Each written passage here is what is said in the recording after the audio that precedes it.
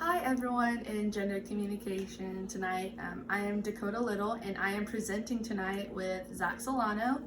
And this segment of our visual presentation is having an interviewee talk about being identified as non-binary. And before we move on to this interview, do you give consent for this video being used in this presentation and to ensure that this is definitely confidential and it won't be used outside of this presentation?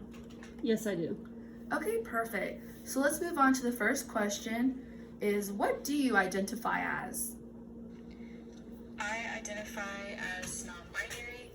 That means I am neither a guy or a girl. Some people use that to mean neither male or female. It can depend.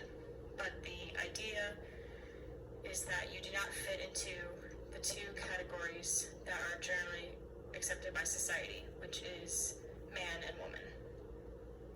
And that's a good generalization, like summary, that is the definition of non-binary, is not identifying yourself as male or female. Let's move on to the next question. How do you believe that it is different from transgender? Personally, I don't consider non-binary to be separate from transgender. Okay. It is actually under the transgender umbrella. So under the transgender umbrella, you have binary and then you have non-binary. Your binary trans people are people that transition from like male to female or female to male. And then your non-binary is actually a pretty broad category. Some people do use that as their identifying term, like I do. Some people are under the non-binary umbrella, but they use terms like gender fluid or agender, or like demigirl, but there's a lot of different identities that fit under non-binary. But those are the categories. You have the transgender umbrella, and then you have the binary trans people and non-binary trans people that are all under that umbrella. Not all non-binary people do use the term trans for themselves, so I would not consider it to necessarily be different.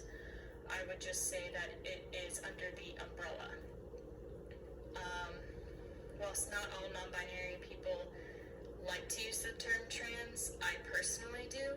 Okay. Because if you don't identify with the gender you were assigned at birth, then you are trans, and you would fall under the umbrella. Okay, so you view more of it like in comparison to each other rather as like different, and that all these categories fall into one umbrella. That's interesting that you say that, which leads me to my next question, which is, in a society that has barely grasped the idea of these three genders, where do you find yourself in the slice of the pie? In a society that's still trying to grasp transgender as a concept, much less the idea of more than two, I don't really know where I find myself. And that's okay.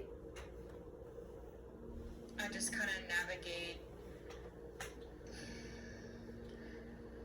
I personally choose not to come out to most people because I don't present androgynous, so people don't question my gender at all. I tend to have to tell them. If I do trust them, I will tell them. But for the most part, I tend to navigate presenting as a cis woman, and that is what's most, I wouldn't say most comfortable, but that is generally safest. I don't really know where I find my slice of the pie. I'm not sure exactly what that idea is. I guess just where my place in the world is. My place is just with other queer people. That's generally the space that I feel is cut out for me as a non-binary person. Since a lot of spaces are very centered around cis people, and then on top of that, they tend to be very centered around binary people. Like bathrooms, things like that, tend to be, it's man and woman. People don't even acknowledge or know about there being other genders. So I kind of just navigate it best I can from there. And that's good that to hear your viewpoint of like navigating yourself to what is safe and what's uncomfortable. And that's going to lead me to my last question for you today, is, are you involved with any social movements or anything in that nature towards like increasing awareness towards that community? As for the last question, I guess you could say I am part of I don't know if I'm part of a social movement. I don't really consider myself like a trans activist or anything like that. I'm non-binary and that's who I am, and I do try to raise awareness on my own with like friends and family, but I'm not going to go like hand out pamphlets to people. I guess that's the best way to explain it. I know people that have done like networking, they've set up trans support groups, things like that, and I think that's really great. I used to be part of certain online spaces that were, for things like social justice and things like that.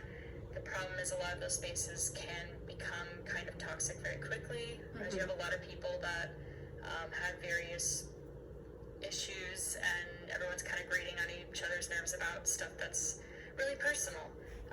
But I wouldn't say those spaces are inherently bad or anything like that. I just personally had to leave them. But I do try to raise awareness in my own life with people that I know. And that's awesome that you say that. And also unfortunate that even people in your own community is giving you hate and judgment. Just as a public speaker that we had also, Katana, where she personally experienced also, and I know you know her personally too, that you guys are receiving this hatred and hate for identifying yourself as transgender and non-binary.